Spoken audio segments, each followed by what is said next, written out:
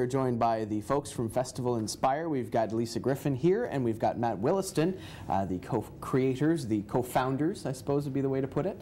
Yeah. So, I just wanted to acknowledge that we are on unceded Mi'kmaq territory here in the Hub City.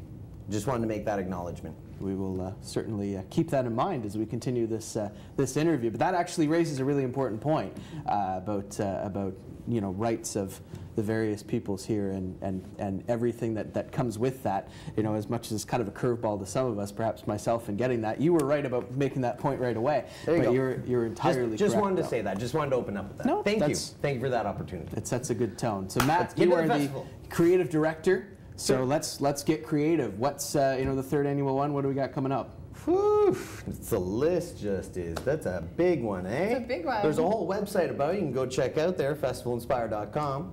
No, we have more murals coming up this year. We have lots of workshops coming together.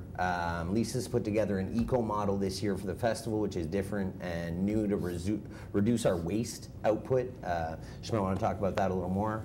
But really, there is lots of really cool things happening for the third edition. Yeah, I mean, I think we like to think that we've grown a lot, but we're doing the same amount of murals that we did, last year, kind of thing. A similar number of murals and installations, but we've grown in a like outwards. I think with the eco model of the festival, we're growing in a conscious kind of way, and I think we're growing the community in a conscious kind of way where everyone, there's more of the everyone that comes together to create it. So it's a lot bigger, but it's not like higher or less conscious. It's sort of the opposite of that. So Lisa, as the executive director, maybe we can speak a little bit more to this effect. How important was it for you guys to organize this and in growing this year to be more eco-friendly, to be more eco-conscious, I suppose would be a way to put it? Well, I think it wasn't something that was necessarily like, oh, in third year we're going to be the eco festival. It was that, okay, now we know what we're doing. We've got this like mural thing under our belts. Can we then do it in a way that is conscious? And can we, so when we're doing this festival, can we not create all this garbage? And it was important to us, I think, just to not like destroy the place, just as we're borrowing this land from our ancestors and not our ancestors, sharing it with Aboriginal people. It's just the same sort of thing. It's like, can we be conscious about what we're doing? So it is important. It's it's very important. Yeah. So we've kind of touched on this briefly. Neither one of you can take it. But what's new this year? Because we've seen the murals. The murals look amazing from last year and the year before. But what's new this year? What can people? We will have new murals from new artists from a new world. No, wait, it's our world. We really do. We have more international artists come. We have collaborations with local artists as well. Super cool. University of Inspire is a big one. That is something like we touched on it a bit last year, but really the workshops that have come together, it blows my mind. It's tap dancing, tie-dye, tiling, quill. Aboriginal quill artwork. Yes. Keep going. Oh, there's singing, there's yoga, there's acro yoga, there's beer yoga, basically we opened it up to the community to say, we have so many people with so much talent in the city and from abroad, and also just all of the space we've created for you to share your skill and your knowledge and your talent. Can the people, rather than just like looking at a poster of New Kids on the Block, stick Joey on the wall and be like, I love you, Joey, instead, why don't you learn something that Joey knows, So that's the thing, is rather than idolizing the people that inspire you, how about becoming that person that inspires yourself? So the University of Inspire is there so you can learn sort of like some of the basics of the skills. And some of these things are designed so that it's all week that you're doing it. Mosaic tiling is there all week that you're doing it. Yeah, acro yoga as well. Mosaic tiling, and there's glass involved in it as well. The acro yoga as well. It's a week so you can build a community here so that that community stays. And also that's sort of the essence of our festival, is that it's not just an event.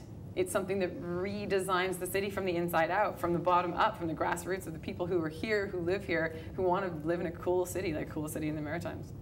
Now, we'll touch a little bit more about the University of Inspire, because there was a lot in that answer, and we'll get to some more of it later. But the University of Inspire, which you can register now, if you go check out the website, festivalinspire.com, you can get all your information there. A little bit more about that. What's the details of that? When people register, what are they getting? What's involved with that?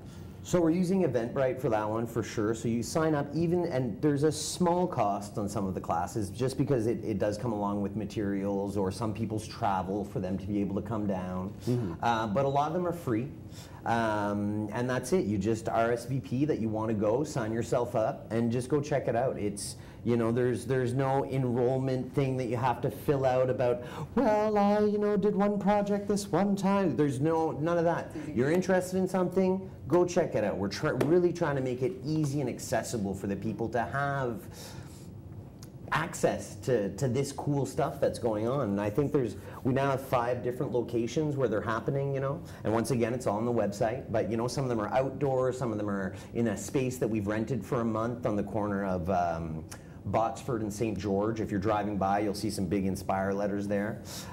Don't come say hi though, unless you want to help.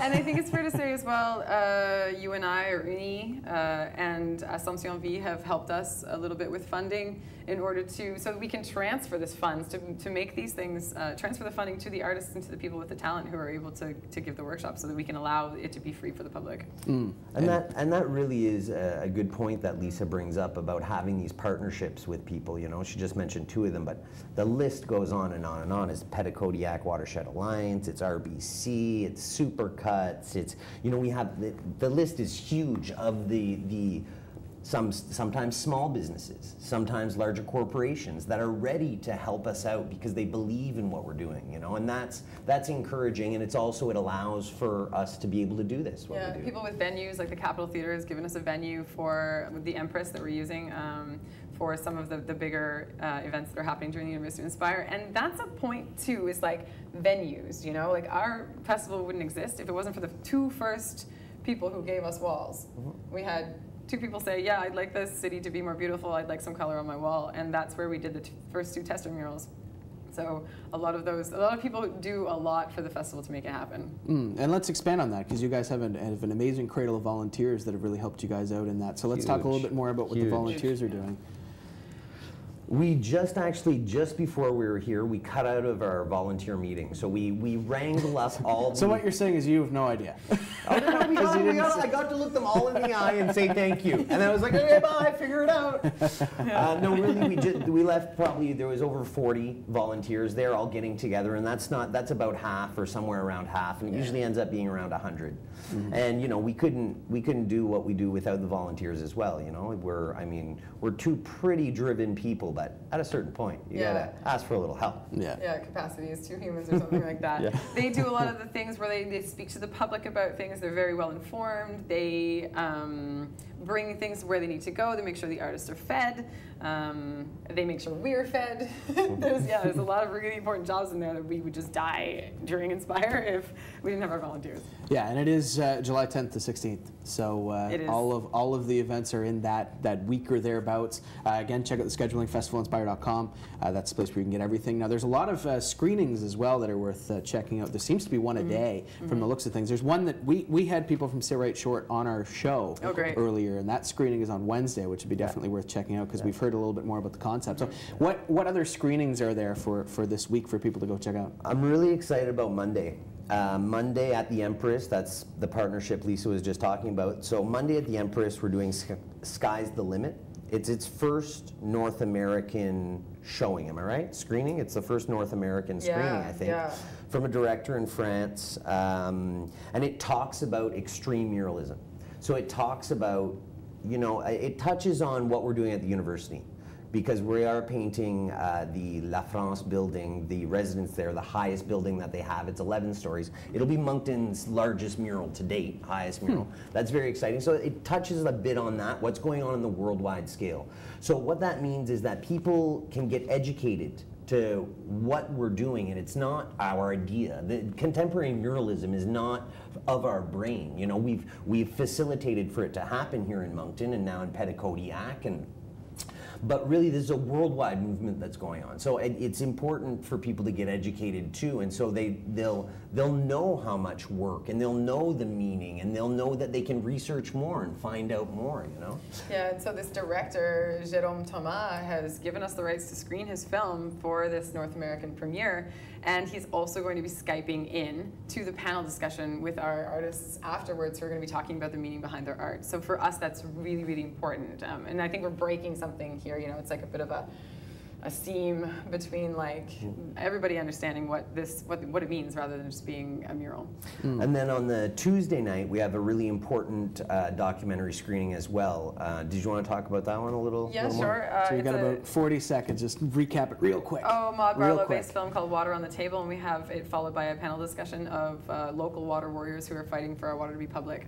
So some of the community that was involved in and around Elsipogtog with the shale gas that they were fighting for our water. Some And of they those won will the be moratorium. Yeah, Yeah, and so and the that's film amazing. is based on that. And the Yeah. whole crew is flying in from NYC in order to be here for it on their own dime. So Wow, that's we're super excited. cool. We're And that's excited. just one part of all of it. So check out festivalinspire.com to get all the info. Matt, Lisa, thank you so much for joining Thanks us. for having us.